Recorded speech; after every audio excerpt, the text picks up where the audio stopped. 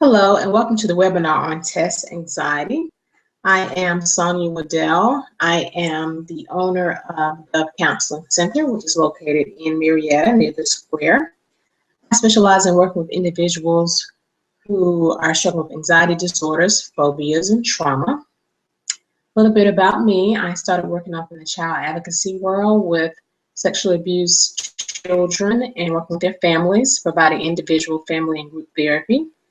I then went on and worked in the elementary, middle, and high schools through a grant. So I actually provided therapy in the schools, which was awesome. So I know firsthand about test anxiety. And in my private practice, I began seeing clients at the age of 12 and up. I've been providing therapy for nearly 10 years. Before we get into the presentation, I just wanted to define trauma. And then we'll go on and talk about anxiety disorders and stress. So trauma is when an event or events happen in someone's life that disables their ability to cope. It affects them mentally, socially, physically, and with some people spiritually. And I say that because when a tragic event happens in someone's life, they may question their religion or the relationship with their God or that higher power, that being that they are in relationship with. So it can affect them spiritually as well. Who can benefit from this webinar? Students of all ages. We have students that are moms, grandmothers that are going back to school, and this is going to benefit them, parents and caregivers, school counselors, teachers, social workers, and tutors. That way you can be able to help the students or the people that you love in those areas. So a brief outline, we're going to talk about anxiety and how it's different from stress. I just defined trauma. And I defined trauma and wanted to talk a little bit about that because most people who have experienced a traumatic event experience anxiety. And so just wanted you to be aware of that, to know what trauma is when an event or events happen in someone's life and disables their ability to cope, affecting them mentally, physically, emotionally, sometimes spiritually, as well as socially. An example of that is a lady got into a horrible car accident and almost died. Her car flipped over multiple times. So she ended up going to the hospital and is now, recuperated and everything. And it's time for her to go back to work, where the problem is she doesn't want to drive anymore, nor does she wants to be a passenger. So, and she's not on the bus line, so she has to find how she's going to get to work. So that event, that car accident, disabled her ability to cope. And so it affected her mentally, possibly physically. We're going to talk about how does anxiety begin. There are two pathways to how it begins, and we'll discuss that in details. The symptoms and skills you can use. I'm going to give you something that can help you, some techniques. And you may be wondering, do I need therapy? Does my child need therapy? And we're going to talk about that as well. So let's go ahead and get started. You're be wondering, is this anxiety or is it stress? Anxiety is excessive fear or worry about the future or near future. Something happened in a couple of days, with intrusive thoughts. Stress is a feeling of pressure or strain about something that is happening in the present, is happening right now. So I'm going to give you two examples of this so it can be clear for you, so you can get a good understanding of the difference between stress and anxiety. For anxiety, Joe's boss told him that he wanted him to give a presentation in 3 weeks. Joe says, okay, no problem. Joe leaves his office and he walks to the bathroom. As he's walking, he's thinking, oh my goodness, I am terrified of public speaking. I'm going to get up on that podium. Before I even get up on the podium, I'm going to fall. And then I'm going to get up and I'm going to freeze. I'm just going to be frozen. They're going to be staring at me and I'm going to be staring at them. I'm around the stage. My boss is going to fire me.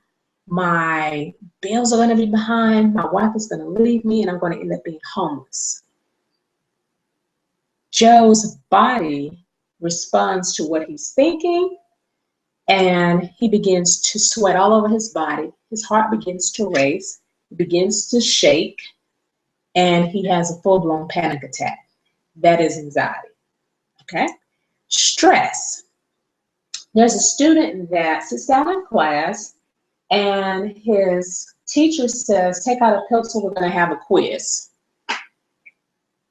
He just can't believe it. Like, oh my goodness, I didn't study. I haven't opened my books. What am I going to do? I don't even have a pencil. So he begins to sweat and his leg begins to shake. It's happening right in that moment. So anxiety is about the future. Joe doesn't have to give his presentation until 3 weeks, but he is freaking out, if you will, right now. And then the student has a pop quiz. That is happening right now. It's not happening in the future. He is about to take this pop quiz. Okay. Testophobia. That is a name given to people who have a abnormal and persistent fear of exams caused by a negative experience. Testophobia can be overcome, just like anxiety. Anxiety is like this big umbrella, and under it there are a lot of other different terms that we can use to describe anxiety and fear, like testophobia, or post-traumatic stress disorder, or obsessive compulsive behavior disorder.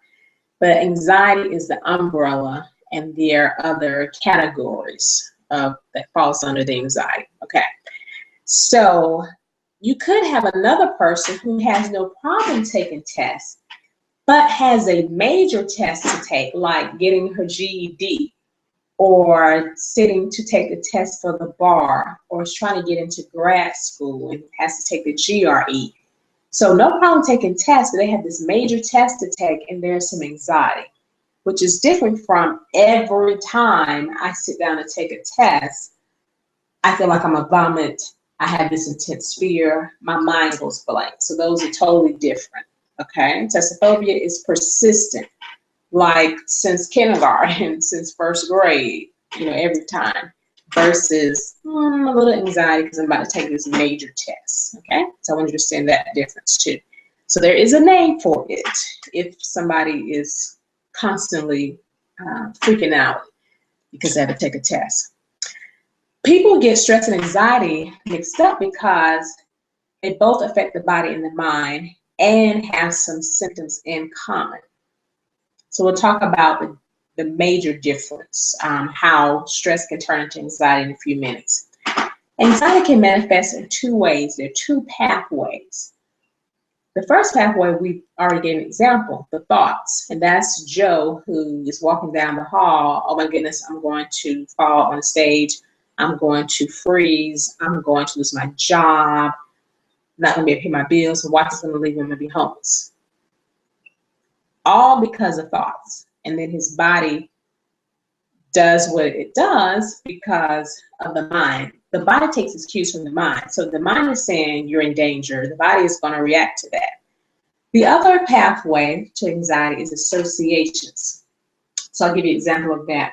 There's this lady that was robbed 5 years ago. So yesterday, let me back up. So she was robbed 5 years ago, and the guy that robbed her was wearing Old Spice cologne and had on a Falcons t-shirt.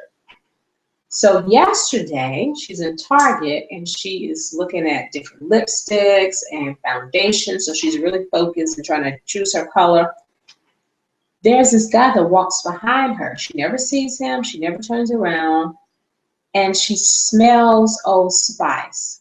Everything that is in her hand drops to the floor. She freezes. She does that because there's an association. Association has to do with the senses, what she sees, smells, touches, tastes, feels, and it can also involve weather conditions. So there's a part of her mind that says, this is dangerous because of the smell of Old Spice, because she was in danger 5 years ago when she spelled Old Spice. So that part of the mind connects the dots. Okay. So we'll talk about the symptoms of anxiety. Put these in 3 categories. Physically, someone may sweat, increase heart rate, just like Joe, tingle or numbness in the arms, fingers, or face, increased body temperature, so people get really, really hot. They become dizzy, lightheaded, dry mouth, nauseous, shortness of breath. Visually, breaks down to hives or red blotches on their skin, pink, dark flush of the face or chest, increased blinking. Internally, racing thoughts like Joe, feeling of panic. So people with claustrophobia feel this panic and the need to get out, tightness in chest or stomach, digestive issues such as increased need to vomit, headache, inability to move or react, just like the lady at Target who was frozen, memory loss. Memory loss is really common with people who struggle with taking tests because they say, I really studied, and I sit down and I can't recall anything. That is a sign of anxiety. But there is hope. I'm going to get to that in a few minutes. I want to talk about the mind. I do a lot of education with my clients on what is going on. Anybody that's struggling with anxiety, I want you to know that your mind works fine. You are able to turn on your computer, you're able to click on this link, you're listening, you're paying attention, you're able to dress yourself this morning, eat breakfast. So your mind does work fine. There is a part of your mind about the shape of the almond called the amygdala that hasn't been working in your best interest. So that's what needs to be adjusted, which can be adjusted. So there is hope. Okay, so I'm going to use this metaphor of an iceberg. So like the Titanic, there was a huge part of the iceberg that they could see. Okay, so that's the intellectual mind or the conscious mind. That part of the mind is rational and positive. Focus is on finding the solution. How can we solve this problem? Doesn't dwell on problems, again, but looks for the solution. Its focus is on what we want. So here's the kicker. Too much stress causes us to go to the primitive mind, which is causing the anxiety, okay? So back to the metaphor. On the Titanic, there was also part of the iceberg that was underneath the water that they could not see, which is also known as the subconscious. Sub means under, or the emotional mind, or the primitive mind. I'm just going to use the term emotional mind. It houses the fight, flight, or freeze response, which is a trauma response. That's why the lady that got in the car accident that almost died is frozen. She's like, I can't do anything related to a car. I cannot drive, I cannot be a passenger. So she's frozen with that fear. The emotional mind's function is to ensure survival, so by all means necessary. So this lady feels in order to survive, I can't be near a car. So whatever means necessary, this is how I'm going to survive, even though it's not healthy, but this is how they are surviving. Emotional mind is negative and obsessive, stores a template of how we survive in a dangerous situation and refers back to it and tell us to respond to it now or in a future situation. Just like the lady who was at Target. Her emotional mind said, hey, this is Old Spice, just like 5 years ago, you froze there. So she automatically, without thinking, freezes. Because remember, she never saw the guy. She just had a whiff of the cologne and bam, froze, dropped everything. Okay, so it stores a template.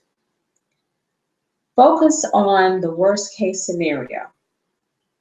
So, you know, anybody that's negative and they're always talking about negative stuff, they are in the emotional mind. Focus is on what we don't want.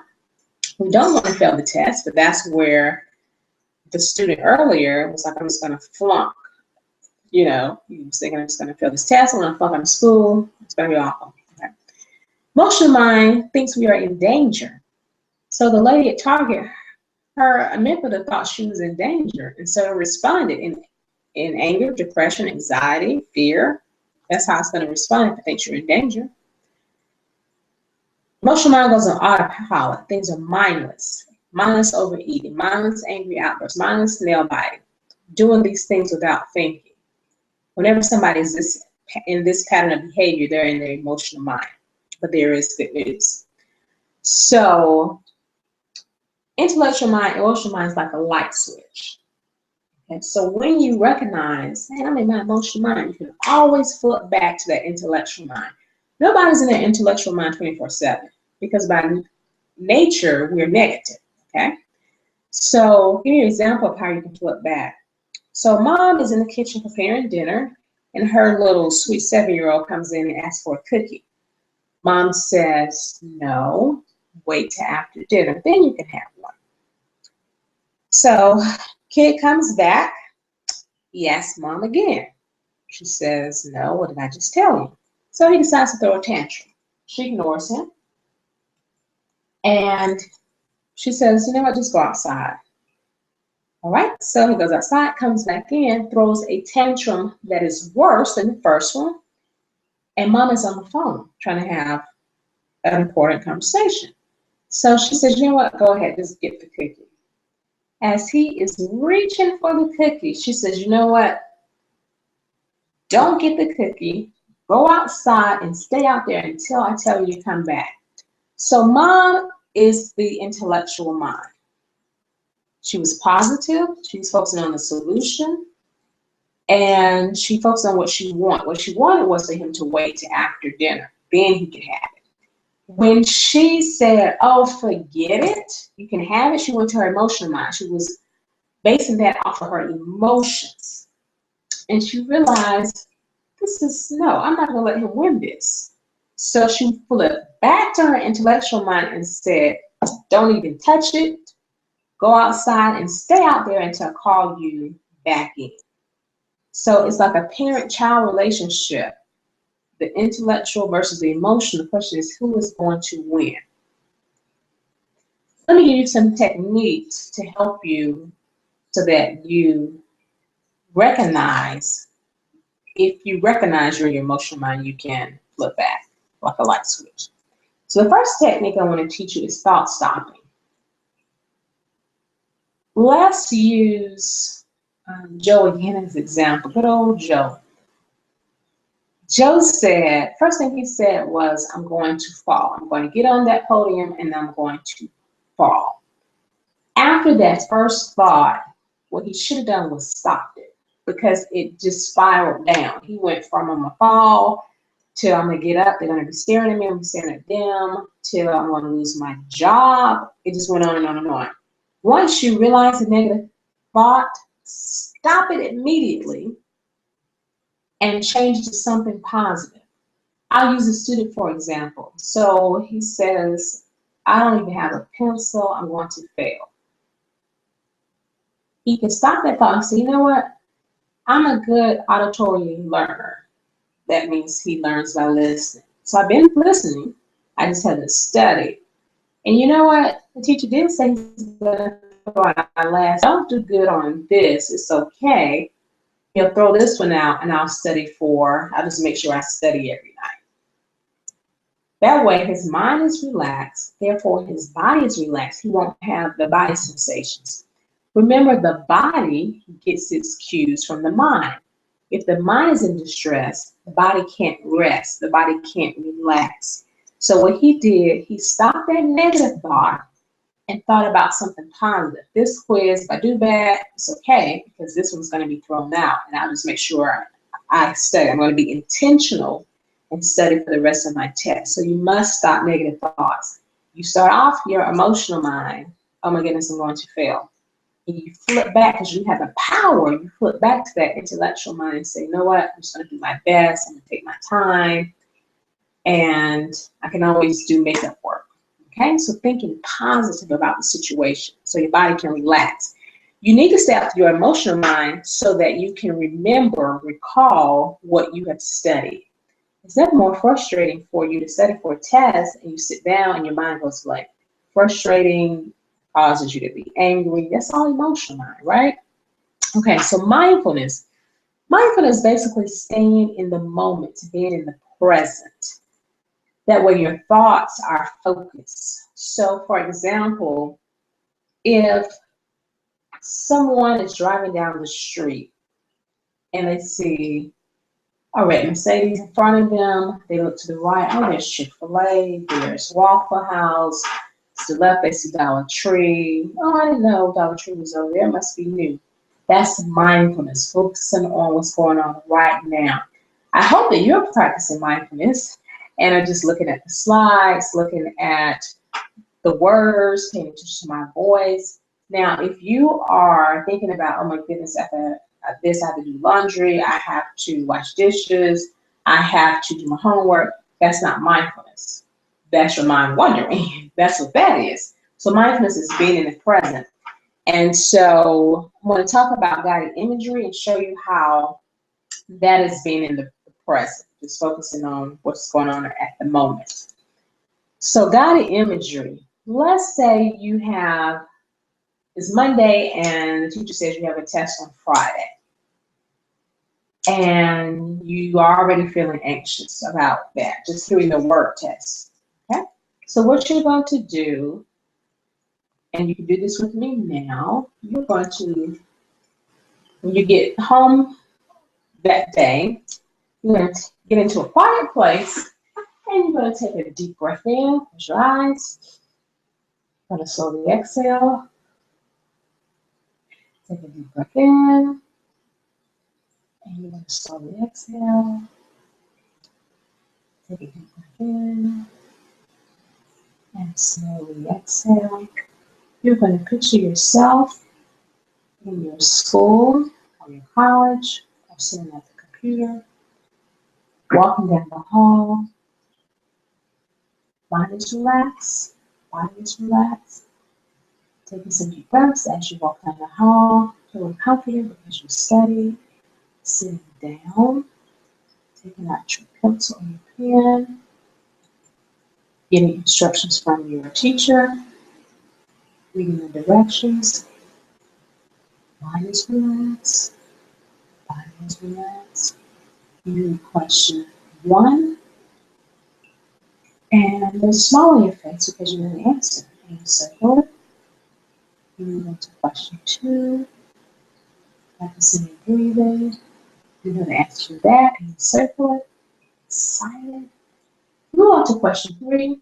You're not sure, so you practice process of elimination. You eliminate a few answers, and you narrow it down to 2. Pretty sure about one of them, so you circle that. Move on to number 4. You read that question. You're not sure, so you circle it. You're going to come back to it. It's your strategy. Read number 5. You know that answer, you circle it. You exhale, feeling good, you flip the page over, and you move on to the next one. Okay, and now you can open your eyes. So guided imagery is teaching your emotional mind that there is no threat. You're picturing yourself walking to the classroom. 3 things you want to be: calm, alert, strategic. Calm about taking the test, at peace. Alert to your surroundings, to what's going on, paying attention. And your strategy is, if I'm not sure about a question, process of elimination, I just don't know it, it's okay, I'll circle it. That's your strategy. You launch the next one, and then you'll come back. So I just want you to read 3 things when you're taking the test: calm, alert, strategic. Because if you are anxious, that anxiety in your amygdala is going to send a message to your body, and you may start sweating, you get dizzy, or even memory loss. And so you're trying to avoid the physical sensations. You're trying to avoid the panic of taking the test.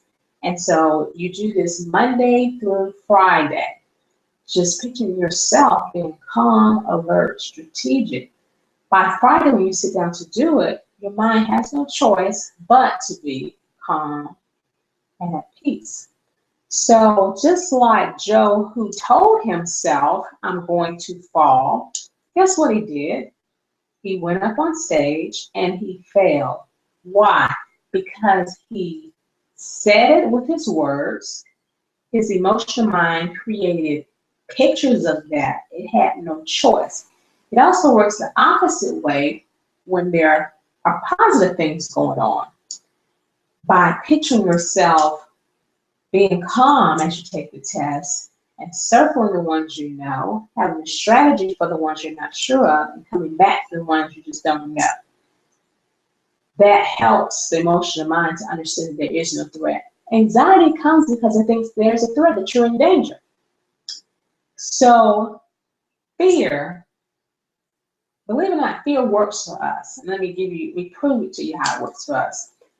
You have an alarm in your home, and you get home, you unlock the door, you turn it, your alarm doesn't go off, but you hear rattling in your home.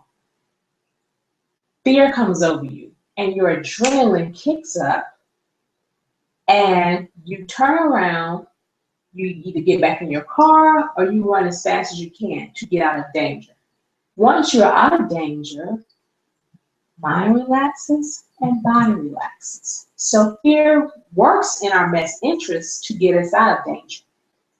And when someone is anxious, they're anxious because that part of their mind thinks they are still in danger when they are not. It's not dangerous to take a test. And so you just want to let your emotional mind know that there is no danger in taking this test, okay? So that's guided imagery. And so mindfulness is just being in the present, focusing on what's going on right now. Guided imagery is picturing what you want to happen. So the emotional mind will know when you sit down, there is no threat because it believes it is a threat. Anxiety is an illusion. You know, like in magic, they're doing these tricks and things, causing an illusion. The lady hasn't really disappeared, but it's an illusion of her disappearing. Anxiety, you know, Joe, presentation was 3 weeks away. So there's an illusion that he's going to get up and fail. And it's not true. But if he thinks long enough, it will be true.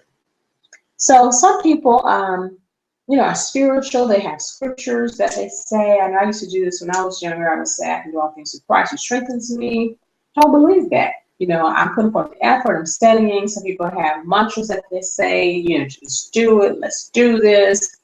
Or, you know, some type of positive affirmation you can say. You can use that when you do the thought stopping and thinking of something positive. You can say your affirmations or your scriptures. The key to getting rid of anxiety is just really changing those two pathways of the negative thinking, of the associations. I'm using these techniques. If you would like to, you can participate in an anxiety screening on this website to see if, you know, where in the category low, medium, high anxiety flows for you. If it's pretty high, you may want to seek out a therapist. If you thought about taking medicine, you may want to see a therapist first before going to get something for that. And so just, you know, score it if you want to take it and score and see where you fall in. And these techniques may help you so that you may be able to, you know, get on medicine. And so I'm all about working with the emotional mind, because if you master that, if you conquer that, there won't be a need for medication, right? And if someone takes medication, you can get off medication once you learn the tools. So I just wanted to give you these techniques. There's nothing wrong with medication, but I like to give clients tools, because my goal is always to get my clients off of medication so they can just maximize their potential. It is a matter of time, but it is sometimes also a matter of opportunity, Hippocrates. I want to thank you again for tuning in to the webinar on test anxiety. I hope it was helpful for you. If you have any questions or comments, please call me or send me an email. Again, I'm Sonia Waddell, licensed professional counselor of Bell Counseling Center, bringing peace to your soul. I hope you enjoyed and take care.